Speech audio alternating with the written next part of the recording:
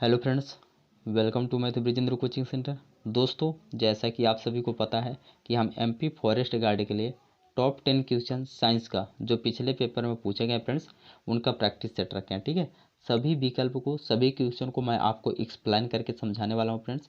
इसके पहले अगर आप इस चैनल पर नए हैं तो चैनल को कर लीजिए सब्सक्राइब एंड बेल आइकन के ऑल नोटिफिकेशन पर जरूर प्रेस कर लीजिए ताकि हर नए प्रैक्टिस सेट का नोटिफिकेशन आप तक पहुंचता रहे। ओके फ्रेंड्स, ये पार्ट नंबर 29 है, 28 तक अपलोड हो चुका है फ्रेंड्स। अगर आप लोग नहीं देखें तो इसी वीडियो के डिस्क्रिप्शन में आपको मध्य प्रदेश वन रक्षक के नाम से प्लेलिस्ट का लिंक मिल जाएगा, वहाँ से आप देख सकते हैं। ओके डियर फ्रेंड्स, इसके पहले आप वीडियो को कर दीजिए ज़्यादा से ज़्यादा शेयर अपने फ्रेंड्स एंड स्टडी ग्रुप में, एंड वीडियो को कर दीजिए लाइक डियर स्टूडेंट्स। हम क्वेश्चनों को करते हैं स्टार्ट। ओके, देखिए फ्रेंड्स, पहला क्वेश्चन है आंकोलॉजी का अध्ययन है। मीन्स पूछा है फ्रेंड्स कि आंकोलॉजी किसका अध्ययन कहलाता है? पक्षी का, स्तनधारी का, मिट्टी का, कैंसर का। तो इसका आंसर कौन सा बनेगा friends? Option number D, cancer का अध्ययन क्या कहलाता है? आंकोलॉजी कहलाता है। ठीक है, और पक्षियों का अध्ययन क्या कहलाता है फ्रेंड्स? अर्निथोलॉजी। क्या कहलाता है?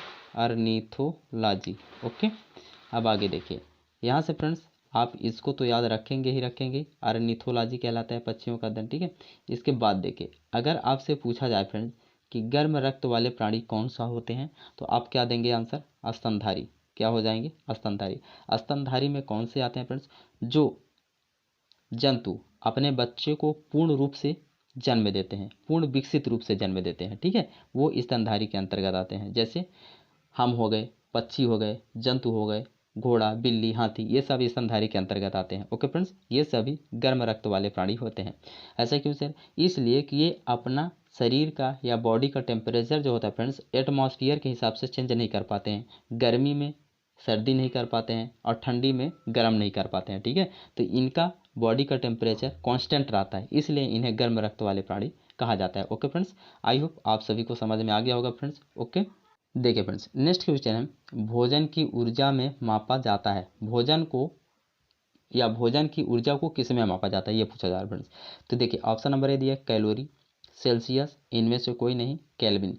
तो इसका आंसर तो होगा फ्रेंड्स आपका ऑप्शन नंबर ए, कैलोरी में मापा जाता है। ठीक है, अब देखिए मेरा क्वेश्चन ये है फ्रेंड्स, मैं आपको बताने वाला हूँ, अपने कॉपी में लिखते जाइए फ्रेंड्स। ठीक है, 1 ग्राम वसा में, क्या फ्रेंड्स, 1 ग्राम वसा में कितने कैलोरी ऊर्जा मिलती है? 9.3 कैलोरी ऊर्जा मिलती है। ठीक है, पूरा इसी तरह से सेम टू सेम आप अपने कॉपी में लिखेंगे। ठीक है, और 1 ग्राम कार्बोहाइड्रेट में फ्रेंड्स, 1 ग्राम कार्बोहाइड्रेट में कितनी ऊर्जा मिलती है? आप बोलेंगे सर 4.1 कैलोरी मिलता है। ओके फ्रेंड्स, अब देखिए आगे, अगर मैं पूछूं फ्रेंड्स कि 1 ग्राम प्रोटीन में कितना एनर्जी मिलता है, तो आप क्या लिखेंगे? 4.2 कैलोरी ऊर्जा मिलती है। ठीक है, 4.2 कैलोरी। ठीक है, अगर वसा में पूछा जाएगा तो 9.3 कैलोरी, 1 ग्राम कार्बोहाइड्रेट में पूछा जाएगा तो 4.1 कैलोरी, अगर 1 ग्राम प्रोटीन में पूछा जाएगा तो 4.2 कैलोरी। ओके फ्रेंड्स, देखिए फ्रेंड्स, नेक्स्ट क्वेश्चन है कि न्यूमिज्मेटिक्स का अध्ययन निम्नलिखित है। मीन्स पूछा जा रहा है फ्रेंड्स कि इसके अध्ययन, न्यूमिज्मेटिक्स के अध्ययन किसके अंतर्गत किया जाता है? तो सिक्के, नंबर, स्पेस, टिकट। तो देखिए फ्रेंड्स, इसका जो आंसर होगा ऑप्शन नंबर फर्स्ट हो जाएगा। सिक्कों का अध्ययन क्या कहलाता है? न्यूमिज्मेटिक्स कहलाता है। ओके फ्रेंड्स, देखिए फ्रेंड्स, नेक्स्ट क्वेश्चन है कि विद्युत प्रतिरोध को मापने के लिए प्रयुक्त उपकरण का नाम बताइए। Ohm meter, electrometer, galvanometer, spectrometer. तो इसका आंसर क्या हो जाएगा friends? Option number A, ohm meter. ठीक है, अब देखिए फ्रेंड्स, गैल्वेनोमीटर का उपयोग कहाँ किया जाता है? विद्युत धारा मापने के लिए। कहाँ फ्रेंड्स? विद्युत धारा मापने के लिए प्रयोग किया जाता है गैल्वेनोमीटर का। ठीक है, अब देखिए, निम्न विद्युत धारा मापने के लिए फ्रेंड्स, उच्च विद्युत धारा मापने के लिए अमीटर का प्रयोग किया जाता है। ठीक है, मीन्स आप ये कह सकते हैं गैल्वेनोमीटर और अमीटर दोनों का उपयोग किया जाता है विद्युत धारा मापने के लिए, लेकिन गैल्वेनोमीटर का उपयोग किया जाता है जहाँ पास विद्युत धारा कम होती है, और अमीटर का उपयोग वहाँ पास किया जाता है जहाँ पास विद्युत धारा उच्च होती है। Okay dear friends, next question है फ्रेंड्स कि एक उपकरण का नाम बताइए जो दूध की घनत्व मापने के लिए उपयोग किया जाता है। ऑप्शन नंबर ए, हाइग्रोमीटर, बैरोमीटर, हाइड्रोमीटर, लैक्टोमीटर। तो इसका आंसर तो बनेगा friends option number D, lactometer. ठीक है, देखिए हाइड्रोमीटर का उपयोग कहाँ किया जाता है? वायुमंडल की घनत्व मापने में। ठीक है, अच्छे से याद रखेंगे फ्रेंड्स।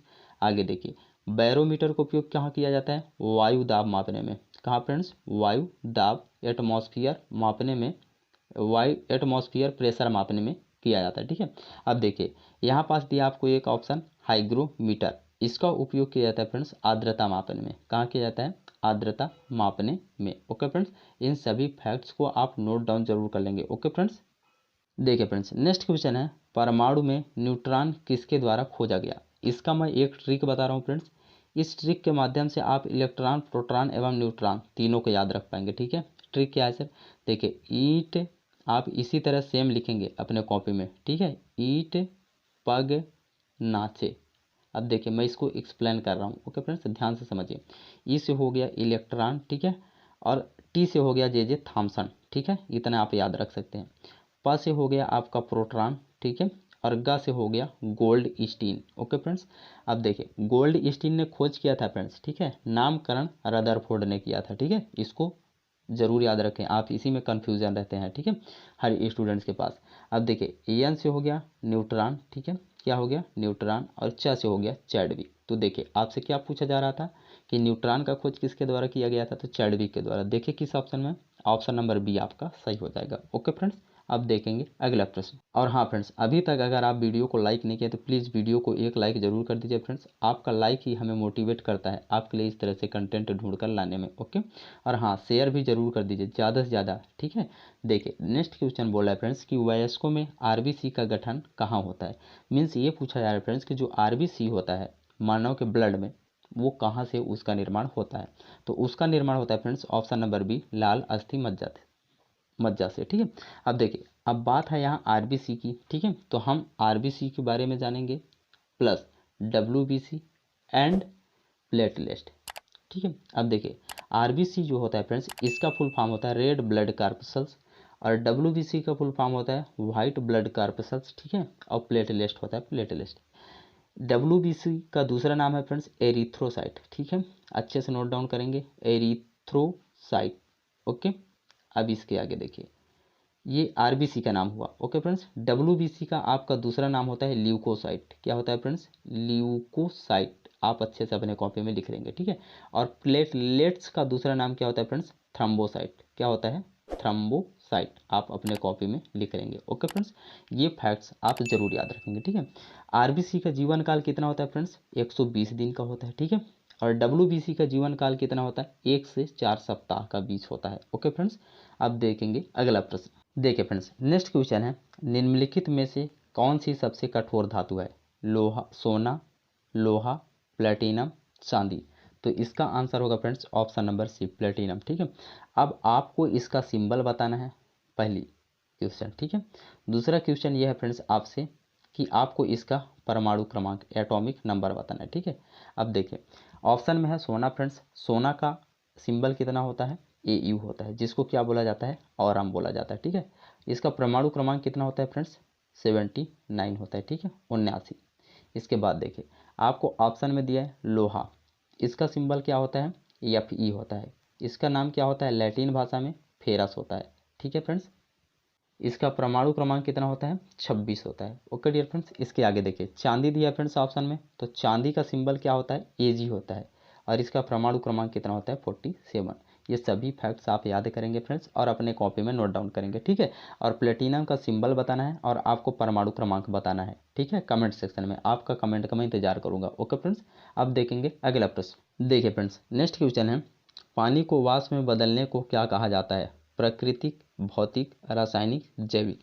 तो इसका आंसर तो बनेगा फ्रेंड्स ऑप्शन नंबर बी, भौतिक परिवर्तन। ठीक है, अब भौतिक परिवर्तन क्या होता है फ्रेंड्स और रासायनिक परिवर्तन क्या होता है आप अच्छे से समझेंगे। ठीक है, भौतिक परिवर्तन वह परिवर्तन होता है फ्रेंड्स किसी भी वस्तु को उसकी एक अवस्था या किसी भी पदार्थ को एक अवस्था से दूसरी अवस्था में चेंज करने के बाद, ठीक है, पहली अवस्था से दूसरी अवस्था में चेंज करने के बाद फिर से उसको दूसरी अवस्था से पहली अवस्था में लाया जा सकता है, वह आपका भौतिक परिवर्तन कहलाता है। ओके फ्रेंड्स, बट इसका जस्ट अपोजिट होता है। रासायनिक परिवर्तन को किसी भी पदार्थ को, रासायनिक परिवर्तन में किसी भी पदार्थ को उसके पहली अवस्था से दूसरी अवस्था में चेंज करने के बाद उसको फिर से दूसरी अवस्था से पहली अवस्था में चेंज नहीं किया जा सकता है, यह आपका रासायनिक परिवर्तन कहलाता है। ओके फ्रेंड्स, आई होप दोनों कंसेप्ट, दोनों डिफिनीशन आपको समझ में आ गया होगा। ओके फ्रेंड्स, देखिए फ्रेंड्स नेक्स्ट क्वेश्चन है कि ध्वनि की तीव्रता की SI इकाई क्या है? तो इसका आंसर हो जाएगा ऑप्शन नंबर डी, डेसिबल। ठीक है,